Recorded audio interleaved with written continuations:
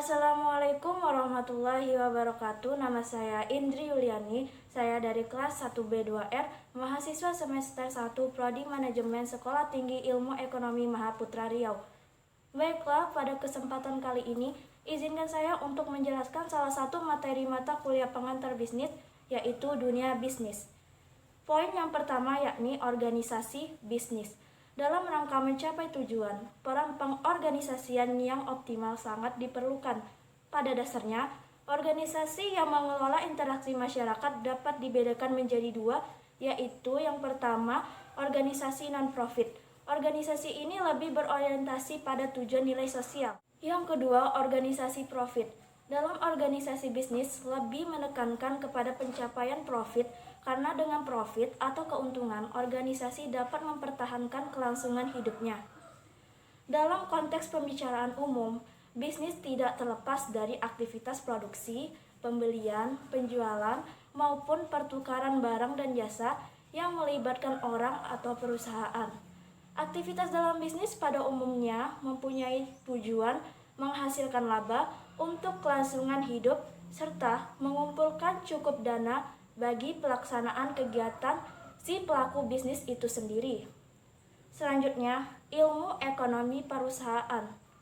Ilmu ekonomi perusahaan adalah bagian dari ilmu ekonomi yang secara khusus mempelajari masalah-masalah dalam ekonomi rumah tangga perusahaan. Untuk menciptakan barang dan jasa, perusahaan harus mengolah sumber-sumber ekonomi secara efisien. Adapun sumber-sumber ekonomi yang dikelola perusahaan adalah yang pertama uang. Uang diperlukan untuk penyediaan pabrik dan peralatannya, serta untuk membeli bahan baku dan membayar upah karyawan. Yang kedua, mesin. Dalam pengertian yang lebih luas, mesin termasuk peralatan produksi seperti perkakas yang mendukung produksi. Yang ketiga, material.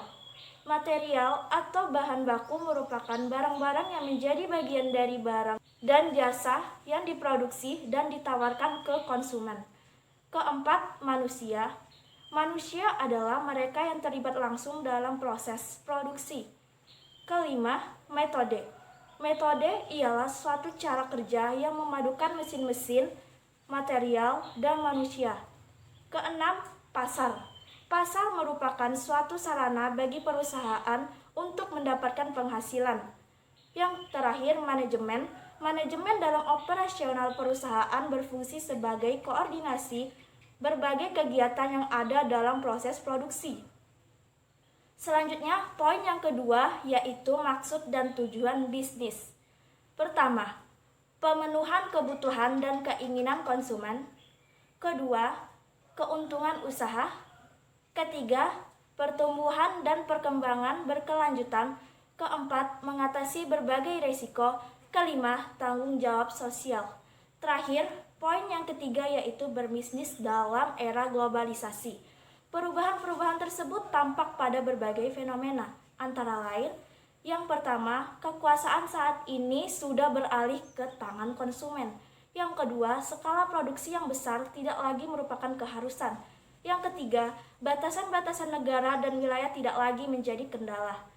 Selanjutnya, tantangan-tantangan sosial yang harus dihadapi dalam dunia bisnis. Pertama, pemulihan ekonomi. Kedua, wanita di dunia kerja. Ketiga, isu link and match. Keempat, diversitas. Kelima, konflik nilai. Dan terakhir, etika bisnis. Sekian dari saya, lebih dan kurangnya mohon maaf. Assalamualaikum warahmatullahi wabarakatuh.